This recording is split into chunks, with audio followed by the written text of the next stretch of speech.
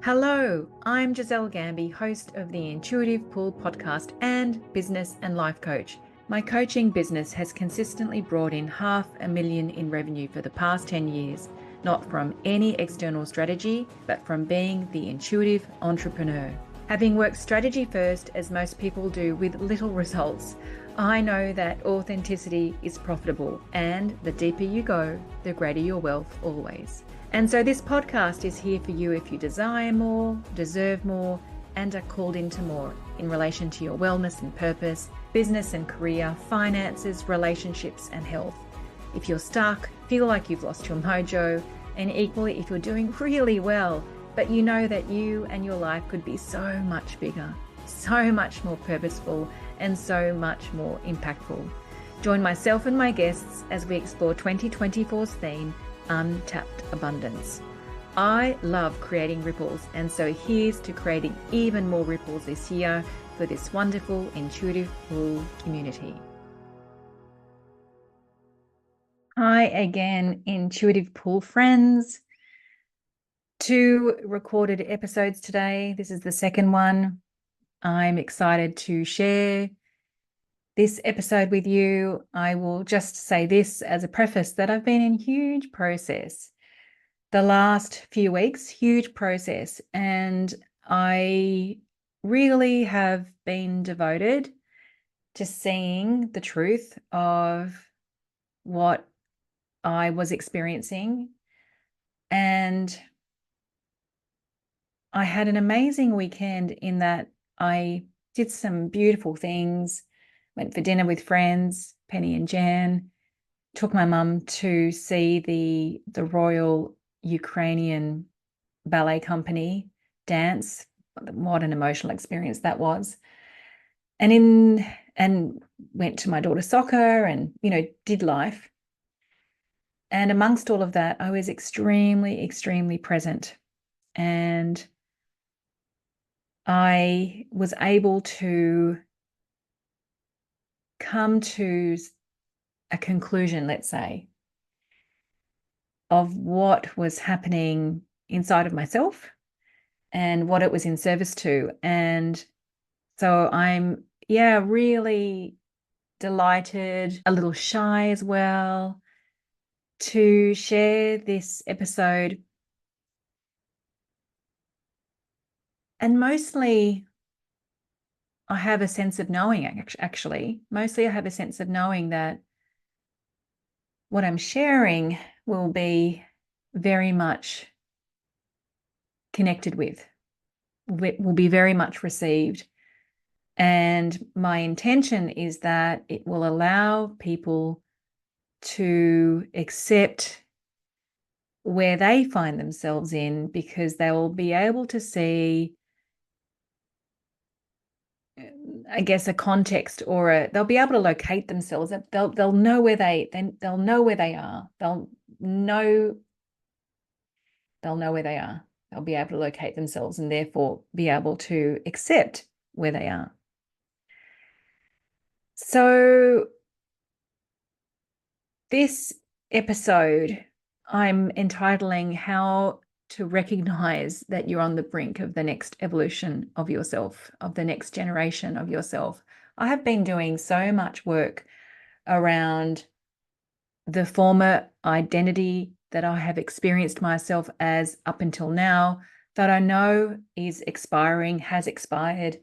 I have been doing so much presencing around the version of me that is becoming. At the end of the day, this theme of 2024, the theme of 2024, which this podcast is dedicated to this year, is the theme of untapped abundance, the untapped abundance of who we already are and the untapped abundance of who we are becoming. So of course, there's a massive exploration around this theme of identity.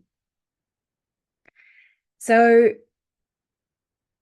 I had this thought yesterday, wouldn't it be nice if we could just, when we know that there's a part of us that is expiring, and when we know that there's a new evolution of us to unfold, Wouldn't it be nice if we could just instantaneously shapeshift from that version of the former us into the next evolution of who we are to become, just with a twinkle of our nose, like Bewitched for those who are in Australia.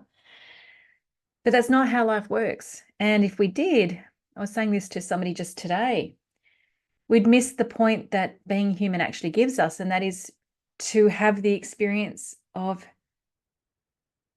who we are becoming along the way of remembering who we truly are. Being human allows us to have the experience of who we are becoming along the way of remembering who we truly are. And if we could just instantly shapeshift, we wouldn't have that experience of who we are becoming along the way. That is just precious.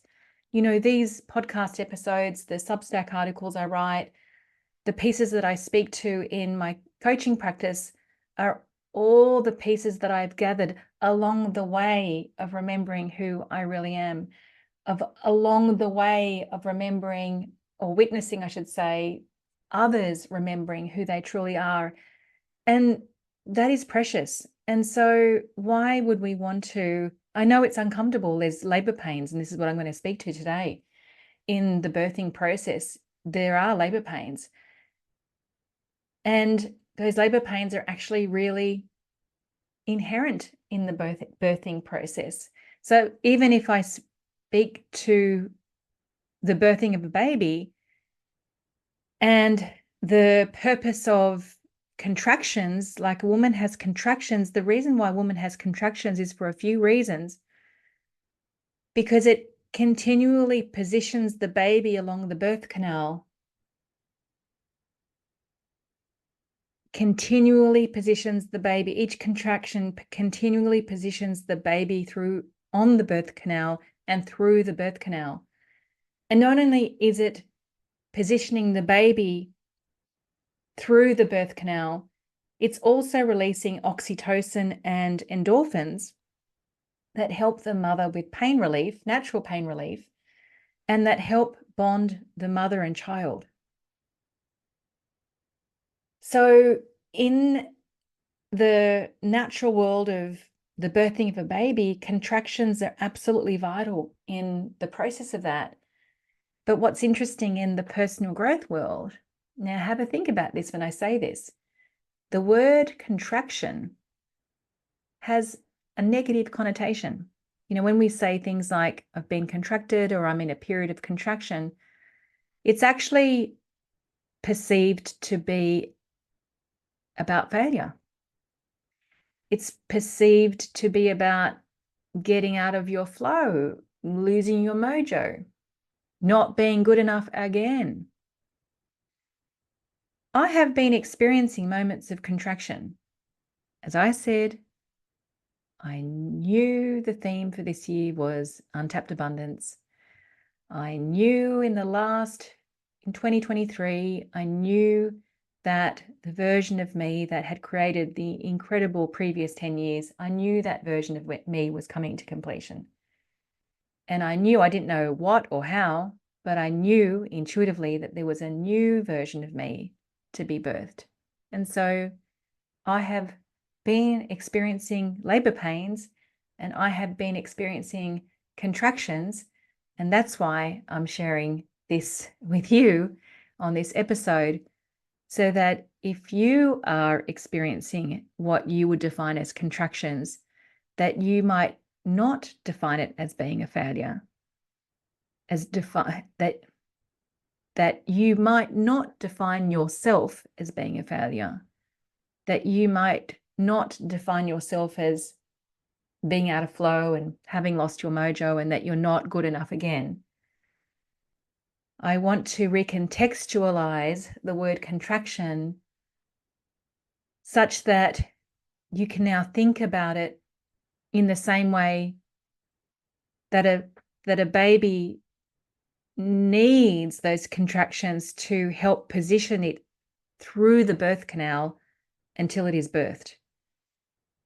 So I'm hoping that through this episode, you're going to start thinking about contractions differently, the contractions that you've been experiencing possibly, that they are helping you to position you along your own process of becoming. That's my aim. And so that you can accept yourself being there and can see it through a different eyes of presence. So here are 4 contractions. I'm going to speak to 4 contractions that you may recognize having had, or maybe possibly even being in. So contraction number 1, and I spoke to this on the previous episode. I dedicated a whole episode to this contraction. It's the contraction that I am done, I'm finished, I can no longer put up with, I can no longer compromise moment. This is a very powerful contraction because it's a line in the sand of resolve. And just as important as it is for us to define what we are saying yes to and what is saying yes to us, it's equally important to define what we are saying no to. It's equally important to define what we are saying no to and to have resolve around that. So I have been in a lot of this, I'm done, I'm finished, I can no longer put up with, I can no longer compromise energy. And it's been one of resolve, and it's been bloody powerful. So this contraction is full of tension. But let me remind you that the tension is about the provocation to be in this type of resolve of what you can no longer say yes to, and resolve around what you are moving into.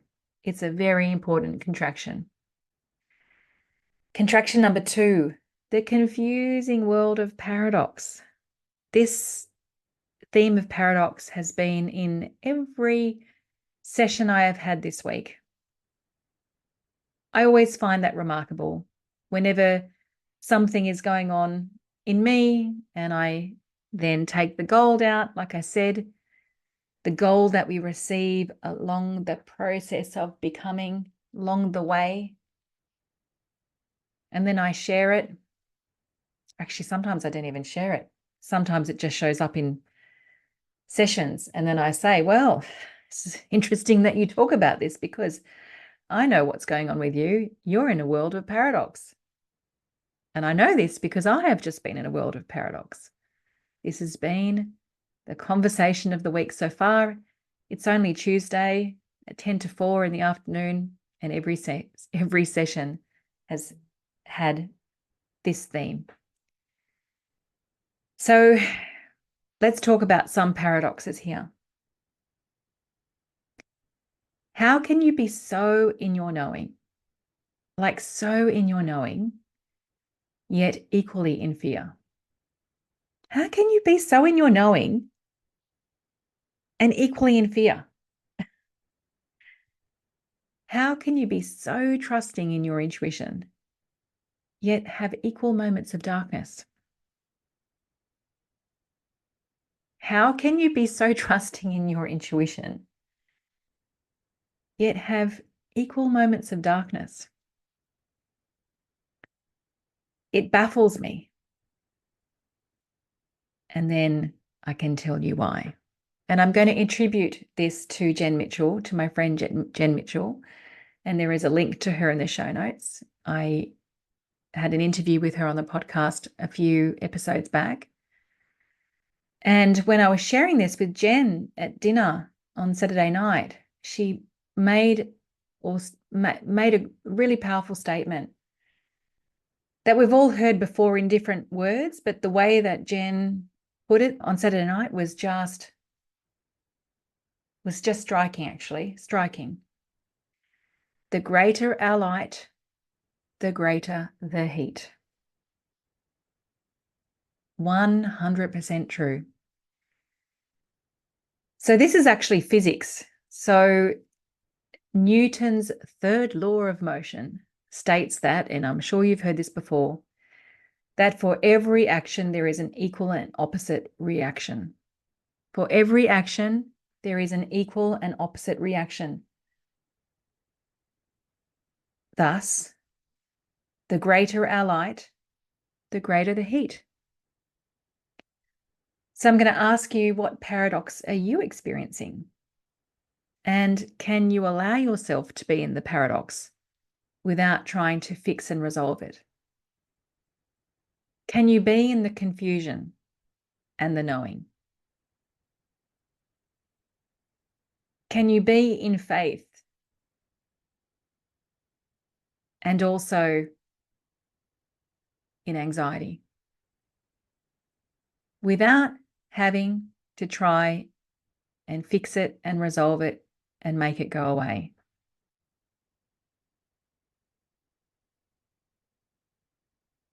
Joseph Campbell said, "Pain is inherent and suffering is optional." We only suffer when we give meaning made from the ego mind about what that paradox means. And a reminder that the ego mind is programmed to have us believe that we're not enough, that we're powerless, that we're unworthy, that we're unlovable, that we're incapable, and all other types of fear-based beliefs. Can you be in the paradox of absolute faith and absolute fear? I had a session today with somebody who has cancer, and this is exactly the conversation we had. She has so much faith, so much faith. It's not delusional faith. She's holding her cancer, her response to cancer, in the quantum world. It is not delusional. I can tell when somebody's in delusion. It is not delusional. And then she has equal amounts of fear. Can she accept both without making the fear mean anything? Suffering is the consequence of giving meaning from the ego mind, programmed to have us believe that we're not able and capable and not enough.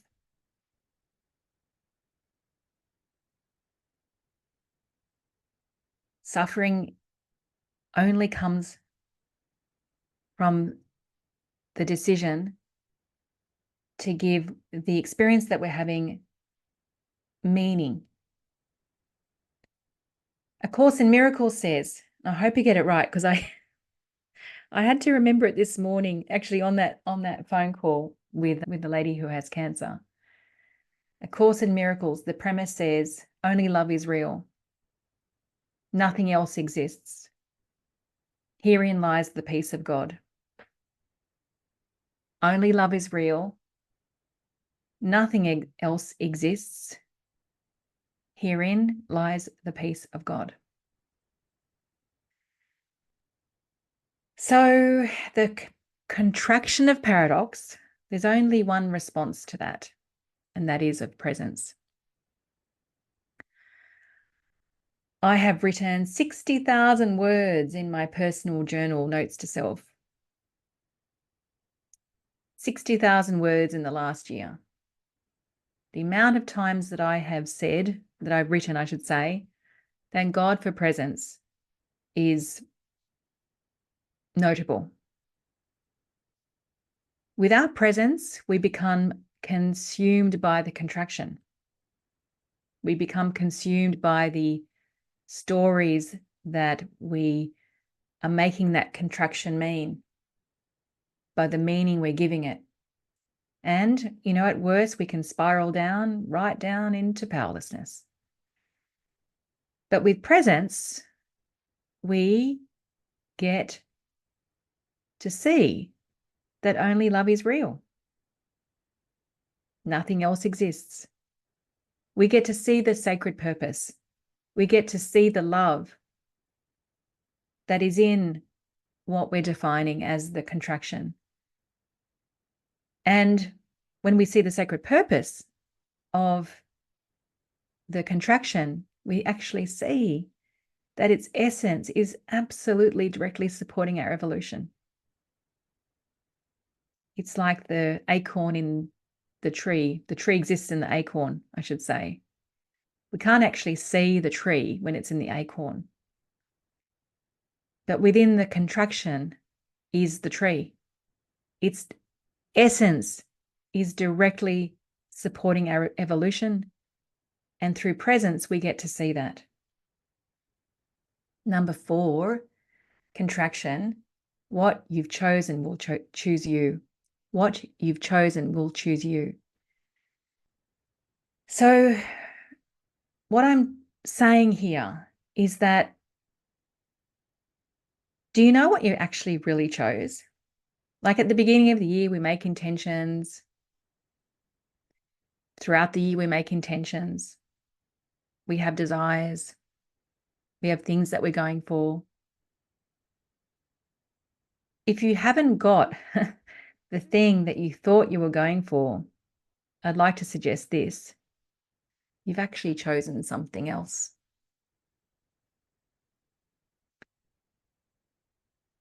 What if what you really chose was about safety?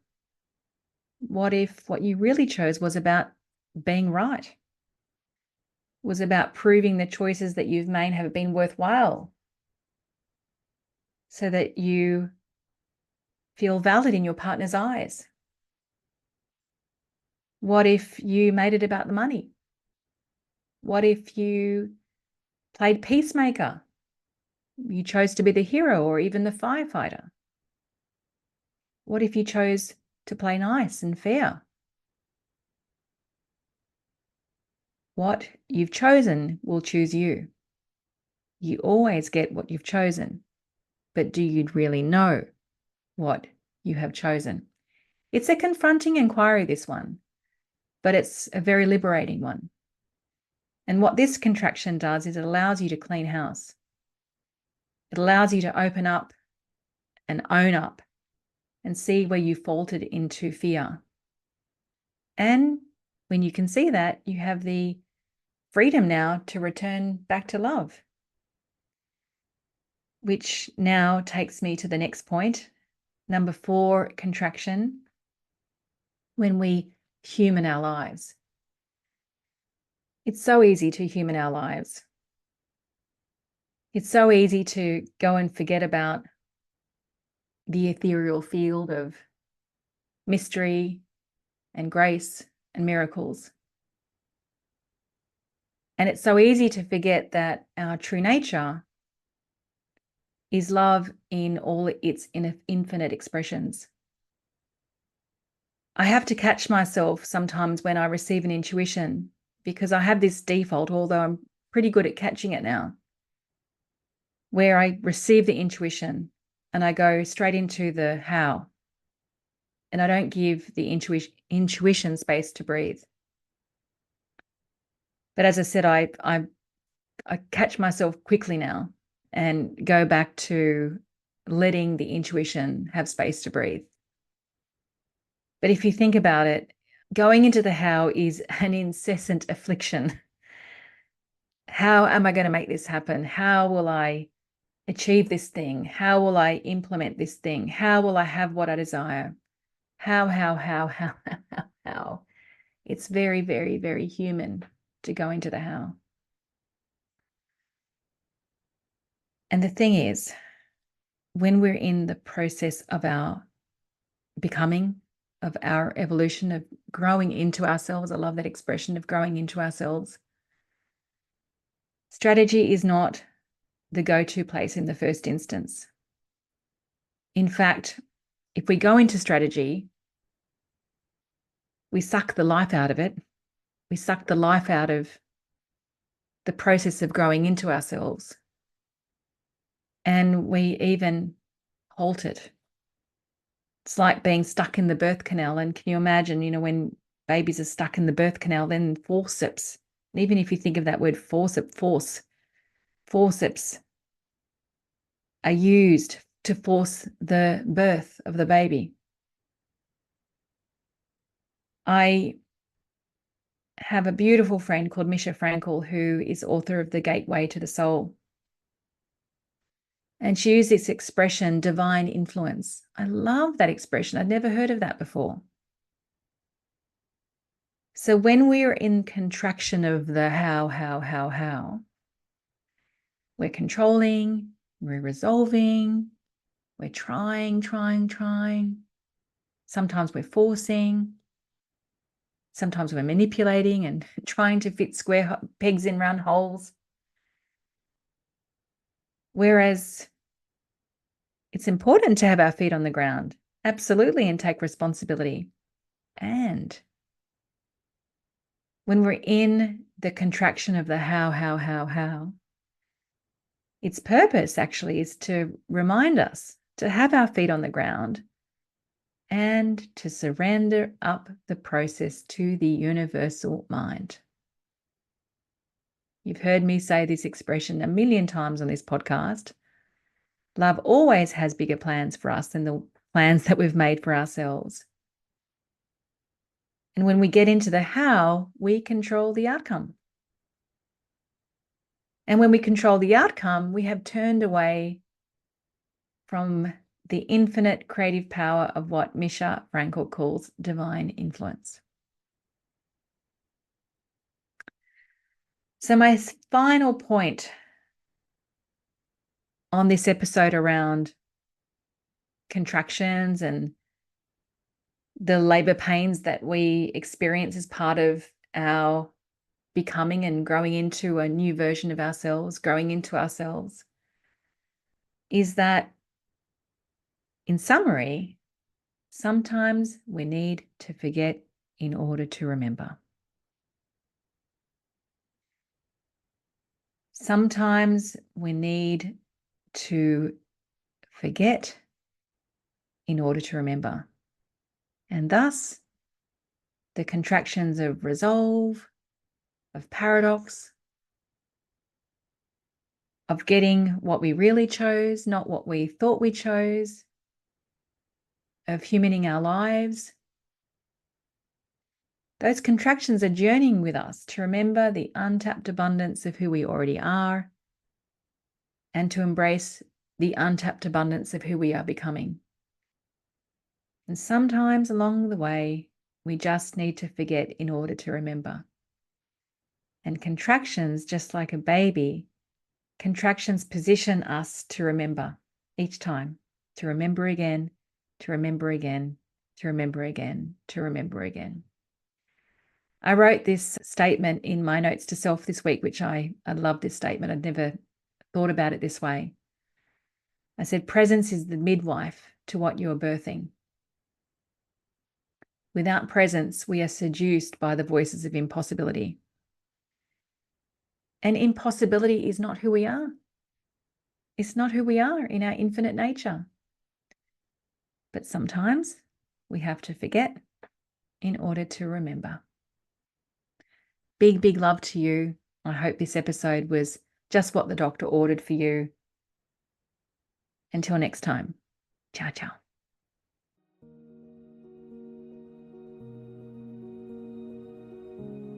Hey guys, if you love this podcast, I have 2 requests. Number 1, sign up to the newsletter, which you can find in the show notes. Sharing is one of my superpowers, and there is only so much that I can share through the medium of podcasting. And I have very big plans this year to be radically generous to you. So sign up to that newsletter where you'll be able to receive a whole lot more that I trust will be super valuable to you. And number 2, I'm a massive referrer of the people I love to the people I love. Please share this episode or podcast with the people you love, and let's create some more breathtaking ripples of impact.